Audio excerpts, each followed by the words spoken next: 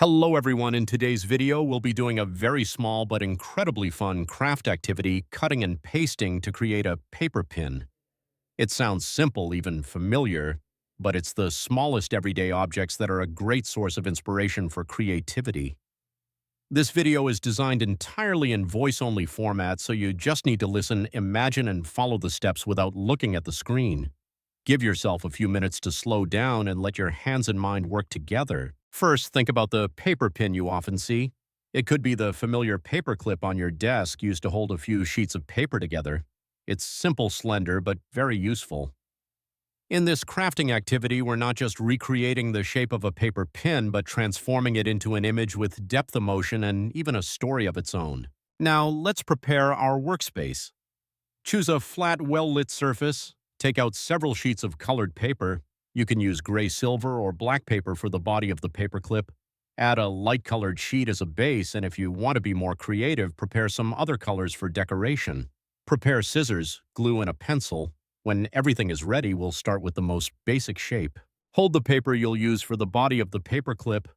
Use a pencil to draw a long curved line like an extended U, then draw a parallel curve inside, creating the familiar shape of a paperclip. Don't worry if the two lines aren't perfectly even, because paperclip shapes aren't always perfectly straight. After drawing slowly, cut along the outer edge, then cut inside to create a hollow space. Cut slowly and evenly so that the paperclip's shape is smooth and neat. Once you have the basic shape of the paperclip, place it on the table and observe it. Now you can make some adjustments, trimming away any parts that are too thick or not to your liking. Think of this pin not just as an object, but as a small character. It's thin but not weak. It's simple but essential. To give the pin more depth, you can add a second layer. Take a piece of paper in the same color but slightly darker or lighter, redraw a smaller pin shape, cut it out, and glue it slightly overlapping the first pin. When gluing, don't press too hard. Let the two layers of paper create a sense of thickness. With just a simple overlapping layer, your pin will look much more solid and stand out.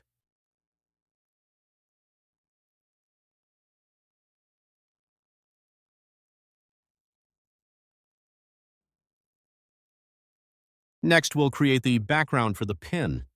Take the background paper and place the pin shape on top, but don't glue it yet. Move it left, right, up, and down to find the most suitable position.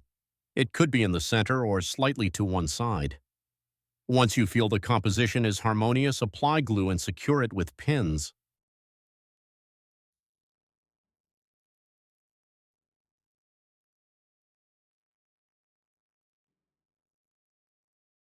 Now think creatively. What is this pin holding? You can cut out a few small rectangles to represent paper or a card, or even a piece of paper in the shape of a heart, a star, or a small note. Cut these shapes out and arrange them together as if they are being held by the pin. When gluing, leave a portion of the paper under the pin, giving the impression that the pin is actually doing its job.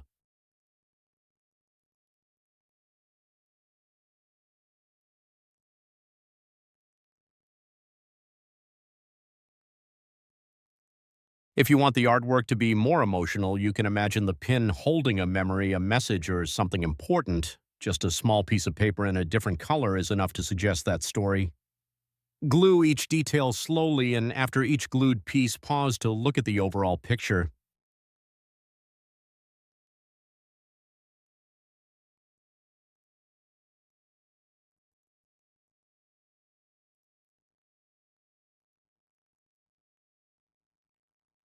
Next, you can add a shadow to the pin.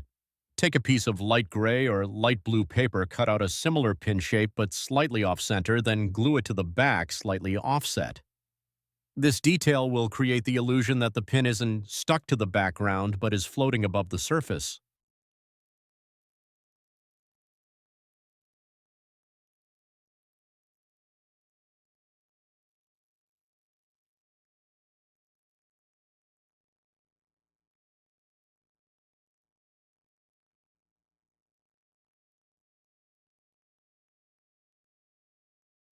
Once all the main details are done, take a few seconds to observe the entire artwork.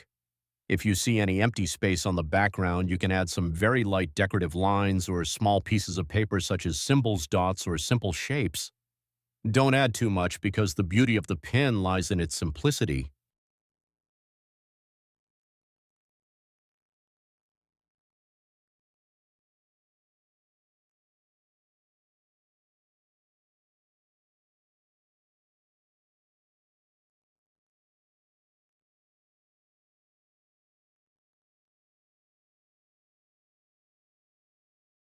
Now set the artwork aside and let the glue dry.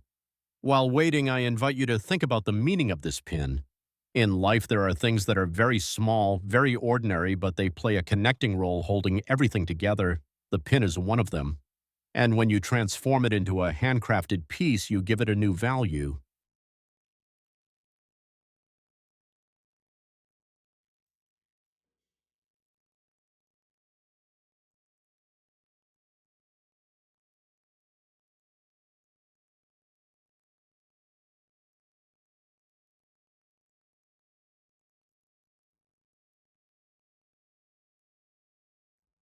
Once the glue has dried, you can pick up the collage and tilt it slightly to feel the thickness of the paper layers.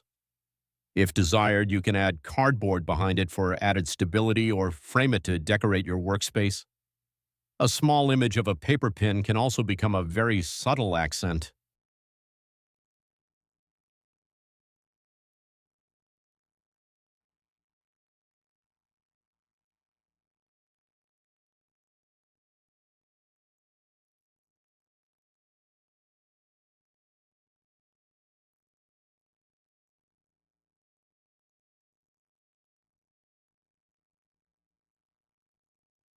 And with that, you have completed the paper crafting of a paper pin. The most important thing is not whether it looks like a real paper pin, but the process you dedicated time to focusing on creating and being yourself. From a very small object, you have created a work of art with your own personal touch.